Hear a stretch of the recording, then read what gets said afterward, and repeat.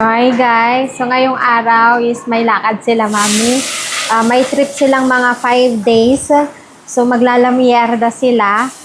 Kaso hindi ako sasama dahil, Diyos ko, lakad ng mga matatanda. Baka ang ending, ako ang mag-aalaga. Mapapagod lang tayo, tapos tayo ang magiging photographer. So why not mag-stay na lang tayo sa bahay at magpahinga.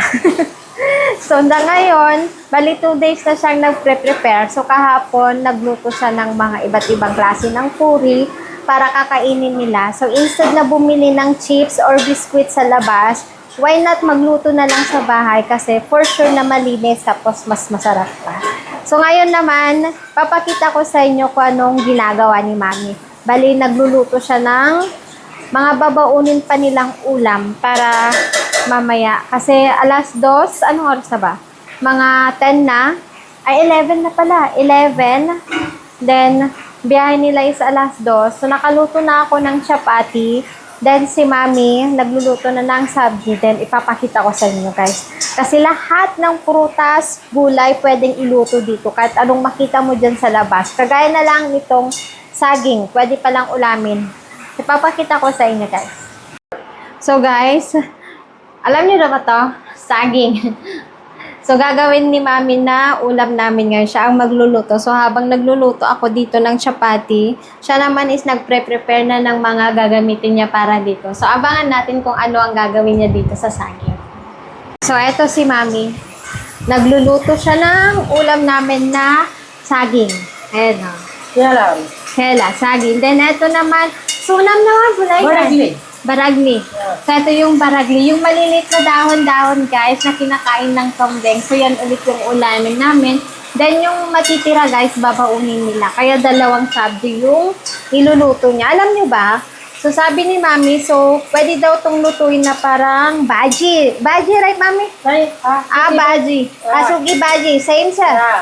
Parang para din siya ng suki baji, yung patatas na kinakain. So, titikman natin. Mainit.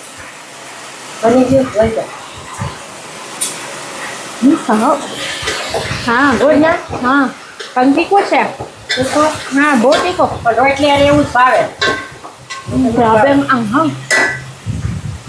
So, para lang siyang suki baji yung ginawa ni Mami. So, Mami? Thank you, Mami. Atorok nito. Atorok lang, Mami. Atorok, Mami. Atorok, chef. Badari na eh. Nanat. Bas, Mami. So, ang anghang guys noon, pero masarap siya. Pwede parang gawin parang suki baji yung saging. Then, ayun na guys. Then, tignan nyo yung mga gamit nila. Bali, nakapack na lahat. Ito, oh. Tignan nyo man. Ang dami. So, itong bag na to is kanilang dalawa lang mag-asawa. So, ito is kay Mami tsaka si Papa. Then, ito is mga pagkain. O, tignan nyo naman kung gaano kadami, ha. So, doon sa pupuntahan nila, bali, mayroon kasi kaming company, travel company. So, si Hardik na yung nag-book lahat-lahat. Then, free food. Pero, tignan nyo naman. Akala mo isang buwan sila doon, ha. Ang daming pagkain, no. So, pagkain lang lahat yan, ha. Nayan! Dahil maglalambierda lahat sila, so kami lang ni Nayan. So, yung diwa na ginagawa dito, so tayo ang gagawa. Binili na ni Mami kung ano yung mga gagawin. So, ang gagawin natin, guys, bukas, is papalitan natin ng damit, papaliguan natin siya. Then, what do you call this? Chanlo, right? So, yung chanlo dito na nilalagay natin dito sa bagwan, hindi daw natin gagawin dahil mayroon na sa kanya. So, ang gagawin natin, dito natin ilalagay yung chanlo. Tulsi. Dito sa tulsi. So, ang pangalan nitong halaman na to ay tulsi. So, yun lang guys. So, gagawin natin dito is umaga magdadasal. Then, sa hapon, magsaserve tayo ng pagkain sa kanya bago tayo kumain. Then, sa gabi. Then, ipapakita ko rin sa inyo sa mga susunod na araw yung gagawin ko. Kasi may binilin pa si Mami na gagawin ko. Magdodrawing ako sa gate. Then, every day, mag-a-adjust tayo kung papunta sa may temple. So guys, ito na yung saging na ulam namin. Saging yan na hindi saba. So iba yung saging sa saba. Tama ba ako guys? Di ba iba yung saging sa saba? Yung saba is yung ginagawang turon. Ito na siya. Masarap yan, guys.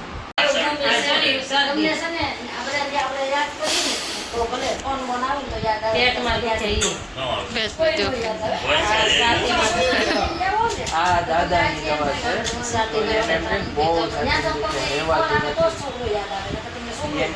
છાતીમાં એટલું છાતીમાં રોવાઈ જાય એટલું દુખાય ને તો આ 2 ટીકડી છે 2 પેકેટ જો 7 પેકેટ છે ને આ છે આ 2 માંથી 2 ગોળી એટારે 4 ગોળી દેવાની 2 પેકેટ માંથી 2 જોઈને લખી આ ડોક્ટર Nayan છે અને મારી સાસુ આ એક તો ખાલી આમ જ બધું તૈયાર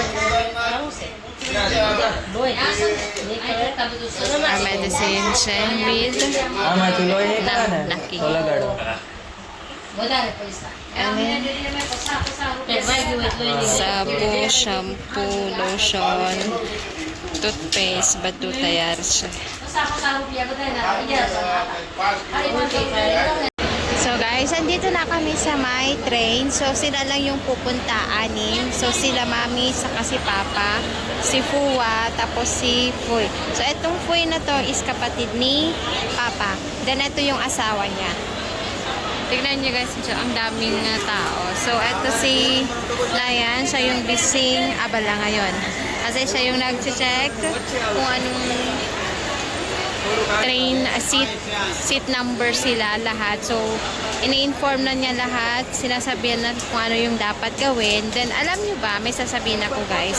So dahil kami nga nila ang nag-drop sa kanila, so etong mga bag na to, so kailangan pa pala namin mag-book ng platform ni Nayan, 2 kami, para kapag may nag-check in case, hindi naman unnecessary, hindi naman na kailangan guys, pero in case baka may mag-check kasi baka sabihin na galing kami sa isang train na nag-travel tapos nandito na kami, then wala kaming maipakitang ticket, so may fine yun, may fine kaming matatanggap. So ang ginawa namin, nag-book si Nayan ng platform ticket. Mura lang naman siya guys. So ganitong itsura ng train dito sa India.